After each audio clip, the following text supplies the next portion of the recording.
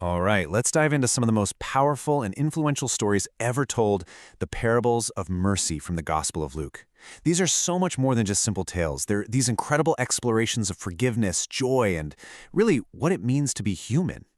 And we've got to start right here, with what is basically the theme music for the entire gospel.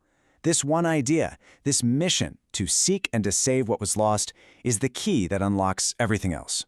It really sets the stage for the radical, maybe even shocking vision of mercy we're about to see. Because you see, in Luke's telling, mercy is something totally different. It's not some reluctant pardon, a begrudging, fine, you're off the hook. No, it's an active, relentless, and even celebratory love that just finds this overwhelming joy when something that was lost is found again. So, how does Luke build this incredible case? Well, we're going to walk through 4 key moments. A tough question about who our neighbors really are, the sheer joy of finding what's lost, a huge family drama, and then, finally, what this all means for you and me. First up, a story that starts with a tricky legal question, but ends up completely turning our idea of responsibility upside down. Of course, I'm talking about the parable of the Good Samaritan. So this is the question that kicks the whole thing off. A legal expert asks Jesus this, but he's not really looking for an answer. He's trying to justify himself. He's looking for a loophole, a line in the sand so he can say, okay, these people are my responsibility, but those people, not my problem. Now, to really get the answer here, we have to understand the word mercy itself. It comes from these Latin roots, pati, which means to suffer, and cum, which means with. So mercy, at its very core, means to suffer with.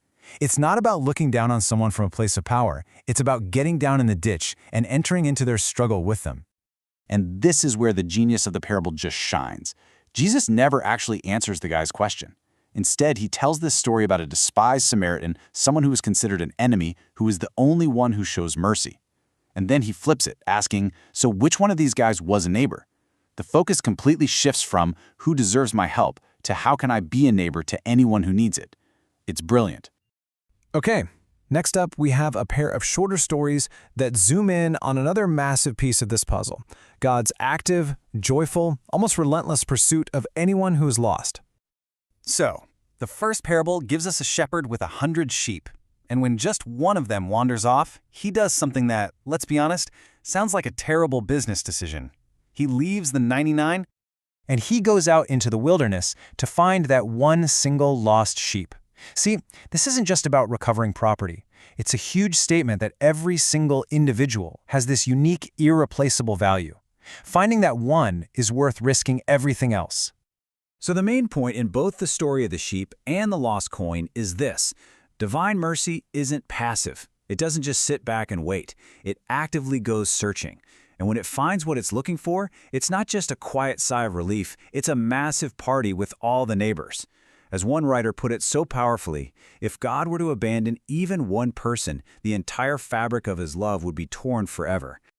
And this idea of a relentless search brings us to the absolute climax of Luke's parables of mercy. Now, you probably know it as the prodigal son, but it's really better understood as the parable of the merciful father, because he is the true center of this incredible drama. The younger son's journey is just a complete nosedive. When he demands his inheritance early, he's essentially telling his father, "I wish you were dead, give me my money now." Then, of course, he wastes it all and ends up in the most shameful position you can imagine for a Jewish man. So desperate, he's feeding pigs and wishing he could eat their food. That's rock bottom. But the father's reaction, wow, it just shatters every cultural expectation of the time. An elder, a patriarch, he would never run. It was seen as deeply undignified.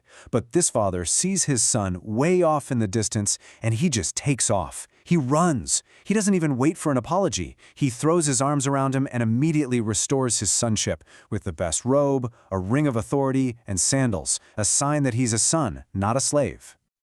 But right in the middle of this huge comeback party, we find there's a problem. The older son, the good one who stayed home and did everything right, is furious. And just listen to the bitterness in his words. He sounds like an employee complaining about his boss, not a son.